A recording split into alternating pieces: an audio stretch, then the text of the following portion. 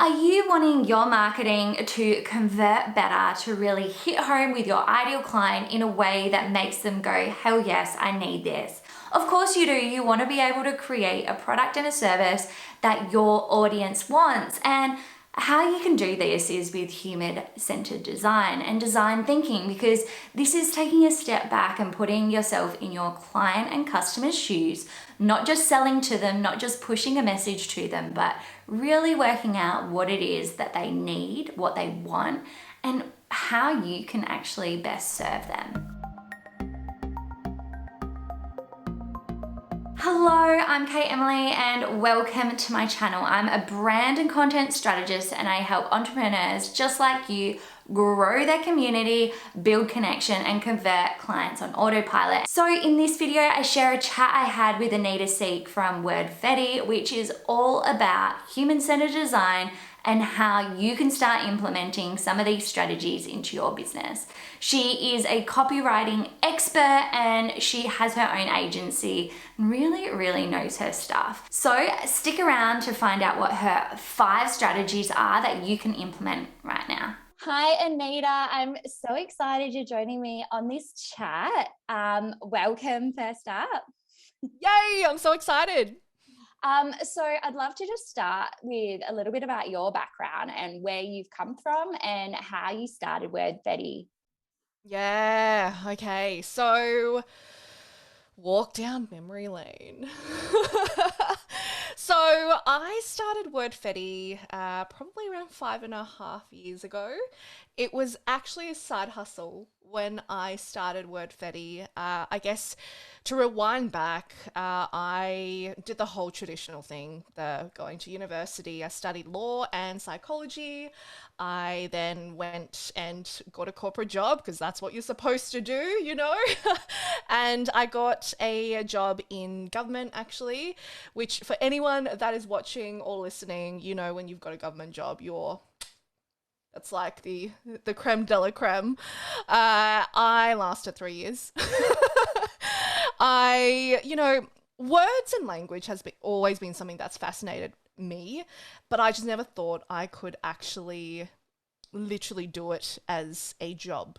Right, so Wordfetti began because I was always the person that was asked to, hey, can you help me write my cover letter? Can you help me with, can you help, literally the department, like help write the CEO's message? And I'm like, yeah, for sure, I can totally do that. I love doing that.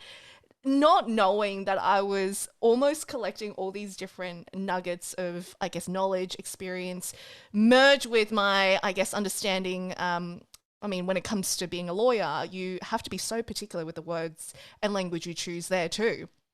And then my background in psychology, understanding of humans and how we tick and how we work, I feel like when we cast the net back all the time, it always works like that, where it makes sense. There's like little things that's led you to do what you do. So that was my journey. I started Wordfetti as a side hustle, and then in 5 years, like now I guess the spiel is we help brands that don't do normal stand out through the power of psychology and words. So a lot of what we do is underpinned by that, and we also it also goes hand in hand with a particular methodology called design thinking and human-centered design.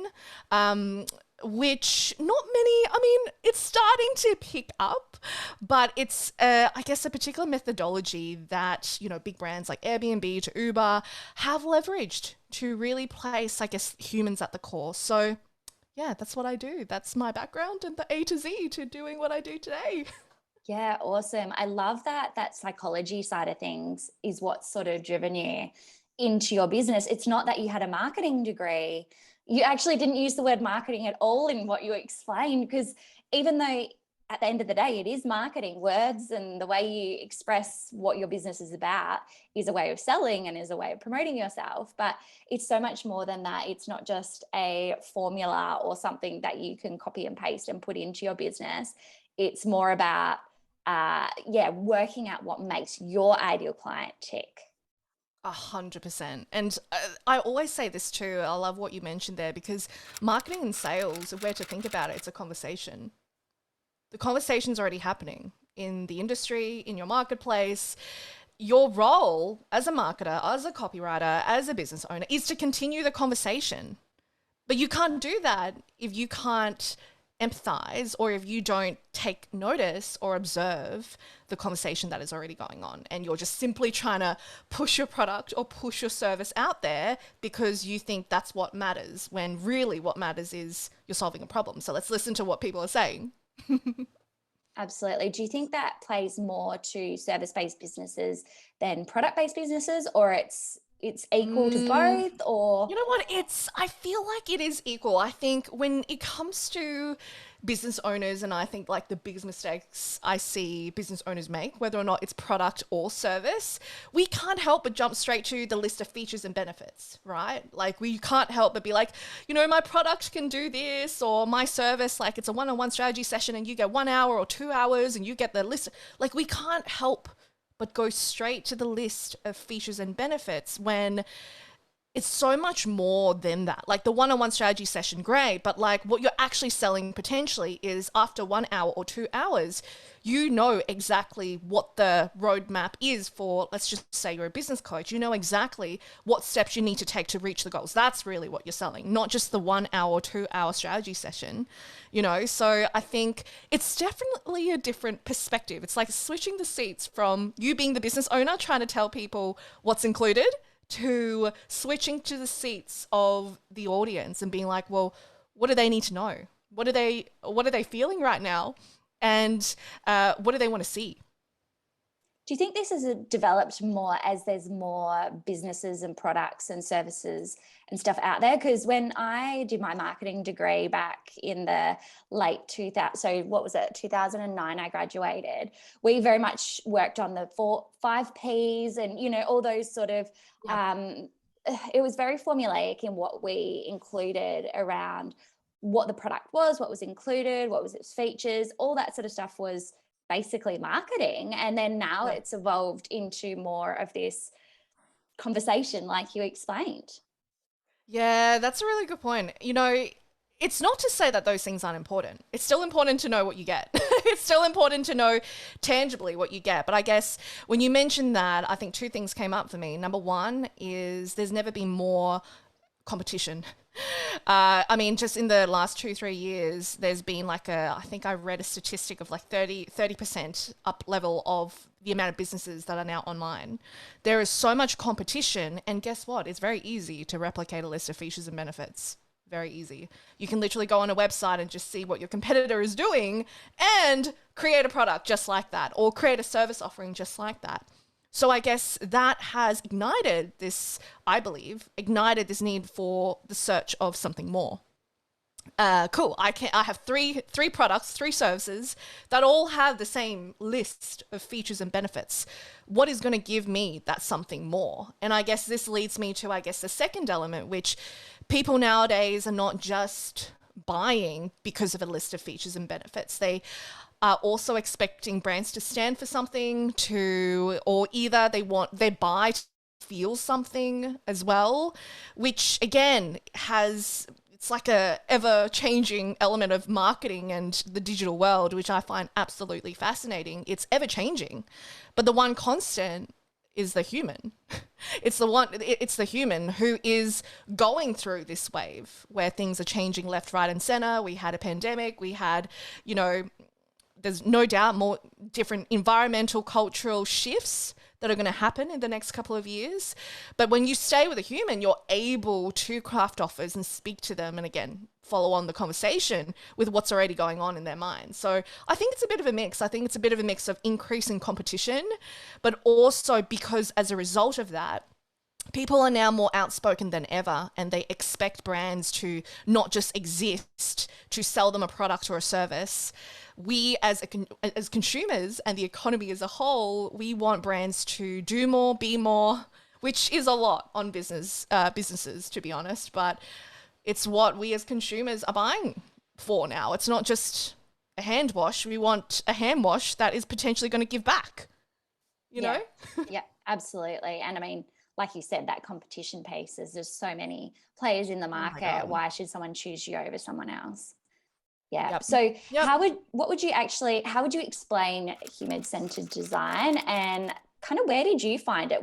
What was the trigger for you? When did you work at that? That's what your business is going to be sort of around. Yeah, so I first came across design thinking. So human-centered design falls under design thinking. Design thinking and human-centered design kind of go hand in hand, and I'll give a very quick explanation as to what both of them are in a moment. But I first came across it actually in my corporate job and also in university. I remember we had a presenter in our corporate job that spoke about design thinking, and I'm like, oh, that's interesting. I never thought of it that way. And it kind of was the seed planted. And then I remember like in a lecture or something like that, it was talked about there. And I'm like, that's interesting. So then I was fascinated by design thinking and human-centered design. So I did a bit more study in it outside of uni and outside of the corporate job, which IDEO is a great brand that does a lot of this stuff as well. But when it comes to how I would look at design thinking and human-centered design, it was first born through, I think, Stanford University. There were two professors there that kind of created this concept. And ultimately what design thinking is, I'll start there because that's like the umbrella. Design thinking is pretty much like, see it as like the wide lens. It's about making sure that the product or the service that we're creating is actually solving a problem. Now so park that there. And then we've also got human-centered design. Human-centered design, on the other hand, see it as the more narrow lens. That's more talking to, I guess, how to actually improve usability or the customer experience by placing the human at the core of the design. So in a way, design thinking, and both are problem-solving mindsets, but in a way, design thinking is like the behavior. Human-centered design is a mindset. Right? So when you adopt a human-centered design mindset, you are starting with a human. Whether or not it's a product, a service, copy, content, marketing, you start with the human and you empathize with the human and you get to understand the world and the problem and all the different things that are going on in their minds, to what they do on a day-to-day, what jobs they're trying to do first, before seeing how your product or your service or your offer comes in. So it's a slightly different approach to, I guess, the traditional way of looking at product design and service design, which is so much about, okay, so it looks like this is a gap in the market. This looks like a really good idea. I mean, I would really like this. So I think I should create a product or a service or an app for this because people are going to love it, okay? But the flaw of this approach is, if one, it doesn't actually solve a problem that people are willing to invest in either time, because it's not always about money, but time, money, and or effort into it, then there is no demand for this product or service. There's no point. And we see so many products to services to apps that just die because you've gone in, or people have just gone into creating these services and products or digital courses or apps with this lens of, yep, this is the best idea ever. People are going to love it. People have said, Auntie Patricia, my mum said it was a great idea, which, by the way, is like the worst indicator of whether or not you should go with an idea because they don't want to hurt your feelings. But they create it and then they end up realizing, one, they're not making money. Two, no one wants it. And three, like, they're struggling. You know, so this approach starts with the human, because when you are a business, you're in the business of problem solving. So if you cannot actually identify the actual problem that you are solving and connect the dots between your offer and the problem, then you might have a really cool offer. But if no one's willing to pay for it, what's the point? What's the point? There's no great copy, marketing, ads that can help you sell something that no one actually wants, you know? And that sounds terrible, but it's true. And so many businesses waste so much money on stuff like that without first validating it. So do you have any sort of, I know in your course you go into a lot more detail around how to work out all this stuff, but just from a top line perspective, is there any way people can start to validate an idea and connect those dots like you explained? Oh, there's so many ways. So kind of just to clarify, so kind of to validate an idea and make sure that it is something that someone would be willing to pay for. Is that what you mean? Yeah, yeah. Yeah. I think there's two things that come to mind here. Of course, you can do surveys and do research and all of that, but I think one of the biggest hazard cones that people go through doing that is just because someone is suggesting these ideas as to what they want in a product or a service does not necessarily mean they're willing to pay money or to invest in time or effort to it. A lot of people fill out surveys and be like, I would love this, but then it comes to actually paying, crickets. So I would actually say the first thing I would usually suggest is you've got to start putting things out there, but you've got to first, a lot of the time, I'm a big believer in actually selling a concept or an idea, and it's all about massaging the messaging, right?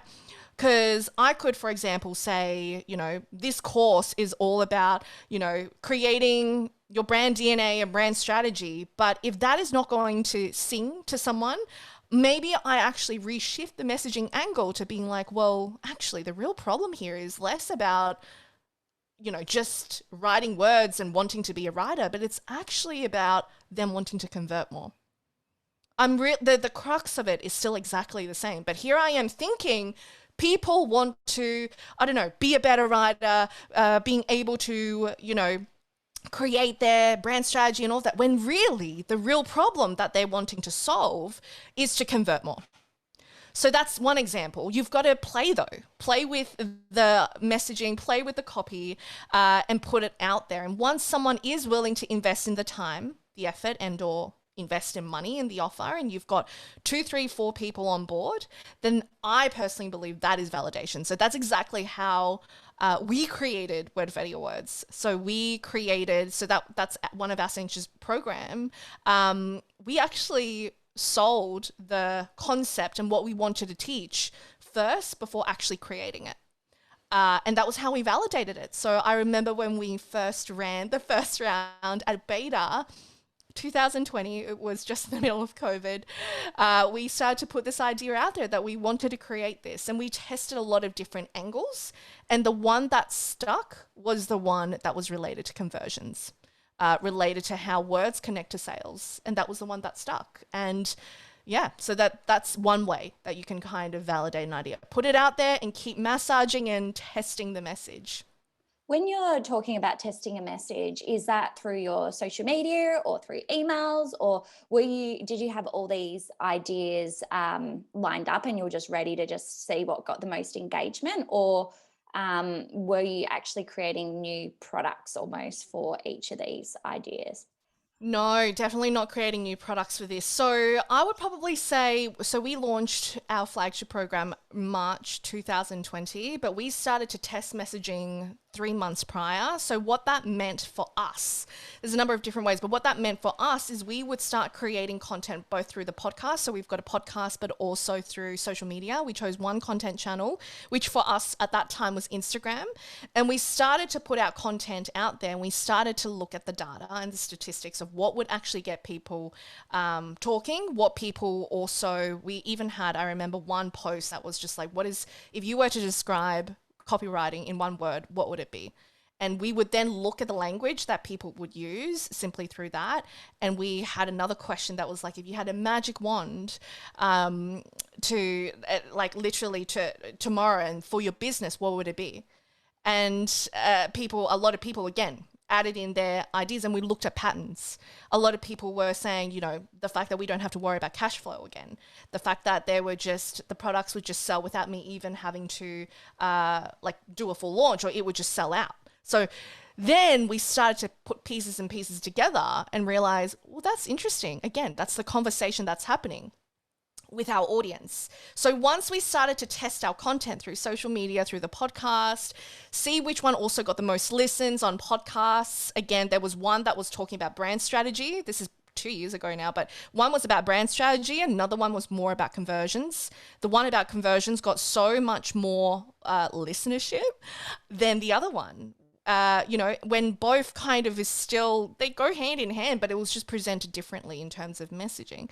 So yeah, it was kind of be a bit of a mix between, I guess, podcast and also social media. And we would put different messagings out there to see which one got the conversation happening even more, and looked at the words our audience were using. I think a lot of the time the answer's actually right in front of us. We just have to pay attention to it. The conversation, like we said at the beginning of, this recording, the conversation's already happening. So how are people describing, how they approach copy? How are they approaching marketing? How are they approaching email marketing? What are they saying about it? Are they saying like, oh my gosh, like I just feel like there's just so many courses out there, or I feel like there is just, it's so hard to get people to stay on the email list. Like, what are people saying at the moment? Because when you can start collating pieces of data there, that is when you can bring it all together and literally test messaging and create offers based on that. I hope that makes sense. Yeah, absolutely. And I love that it wasn't just, okay, I'm working in the back end, creating this thing, creating all my marketing materials, whether they're Instagram posts or ads or whatever. You've actually gone a step before that and starting to do research without doing research. And you're just starting these conversations. You have an idea in your head of what you're trying to achieve with that content, but your audience is just freely giving you these ideas and messaging strategies and, without even knowing it, right? And you're able to work out who your ideal client is, because if they're commenting on an Instagram post, they're an engaged follower of yours. So they're going to be more likely to convert than someone that isn't commenting anyway. So it's like that is going to be more of your ideal client. So being able to use those things that they're saying in your messaging is super powerful. Yes, and I might add to that, look, not every single person may necessarily be our ideal client who engages, but, understanding why people might not have bought as well is amazing. And also understanding why people who have joined, for example, is also interesting. So you're always data mining, which, I think a lot of the time when it comes to something converting or not converting, it's less about what it is. It's actually more in how you're actually presenting it. I think so often we get so caught up in thinking our product or service is not good enough. It's a lot of the time, if it's in demand, it's in how you're actually selling it. Yeah, cool. Well, that leads on well to my final question, which was, what are 5 ways entrepreneurs can start implementing the principles of human design and design thinking in their own marketing and copywriting? Okay, so, 5. Okay, so number 1, I would say define the actual problem. So, I mean, that is, we talked about that just briefly before, but let's just say, the conversion example was a good example. I am a copywriter and I think that people are investing in a copywriter for the words. But the actual problem is, it's less about the words. The actual problem I'm solving is lack of conversions or wanting to stand out. So define the actual problem that you are solving for your audience. That's 1. Number 2, I would say, to echo in what we were talking about before, but pay attention. Pay attention to the conversation that is already happening around your industry, around what it is that you, where your audience hangs out too. And this could be whether or not it's through Facebook groups, whether or not it is through even comment section in like Instagram or whatever platform you use. Pay attention to the words and the language that they're using, because I'll tell you what right now, like the amount of times that we have written sales pages purely through using the language that our audience use. That's like it's because that's exactly what's going to resonate with them, Number 3, I'd probably say consider when we want to be human-centered, we want to meet our audience where they're at. So consider how your audience wants to consume their content. Some people will want to listen. Some people will want to get practical. Some people will want to watch. Some people will want to read a piece of content. Not every single one of, like me, as an example, I've got a podcast, but I don't consume a lot of content through audio. I actually like to either watch or I like to visualize things, even though I'm a copywriter. So making sure that when you're presenting a piece of content, that you're meeting the different, I guess, content consumption needs of your audience. So What are we up to? Number 3. Number 4, I have so many, but number 4, write for the eyeballs. Again, there's nothing worse, especially when you're on your mobile, and a lot of people consume their content on mobiles now, there's nothing worse than opening up something or an email and you just see a big block of text, right? Overwhelm. The cognitive load is like, help. So write for the eyeballs. Don't be afraid of adding subheadings, bold up text to bullet points, add in emojis to break things up, because the more and more we make it easier for our audience to consume and it feels not overwhelming, the more likely that it will be consumed. Okay, last one, experiment. That would be the last one I would say. Experiment and refine, because you can't sell something when you can't perfect something, and you can't sell something when you don't put anything out there at all. So you've got to put it out there. There's a reason why iPhone is now up to, I don't know, iteration freaking 10 or 15, or I don't even know what we're up to. It's never done. You can always refine, and it should be refined because our needs and our desires and our pain points change. Right? So experiment and refine. So I would probably say those 5 things. Amazing. That is so valuable. I love how you just package that into such practical tips. But I think, it's an amazing resource, especially your course, Wordfetti Your Words. I was a student of it and loved it. And even as a marketer myself, it allowed me to really look deeper into my own business, because I'm always looking out into other people's businesses. It allowed me to really go through that process, and it's structured so well as well. And obviously getting access to you and your incredible insights is invaluable. Oh, you've been amazing. Stop it. So if people want to find out more about you, about your program, as well as your podcast, where should they go? Yeah, so let's be friends. So you can definitely find me personally at Anita Siek, me and the team over at Wordfetti on Instagram, and we've also got a podcast, Brand Fetti, or the Fetti. Yeah, so much Fetti, and I love it. I love that is such a cornerstone of your brand. I think it's super clever. I mean, you're obviously a clever copywriter, so it makes sense, but I love that you've sprinkled that in everywhere across your messaging and your platforms as well. Literally sprinkling the Fetti. Alrighty, yeah. Anita, well, thank you so much for chatting to me. Your insights on human design and design thinking are incredible, and we'll see you soon. Thank you so much, you lovely human. Thank you, lovely. Bye.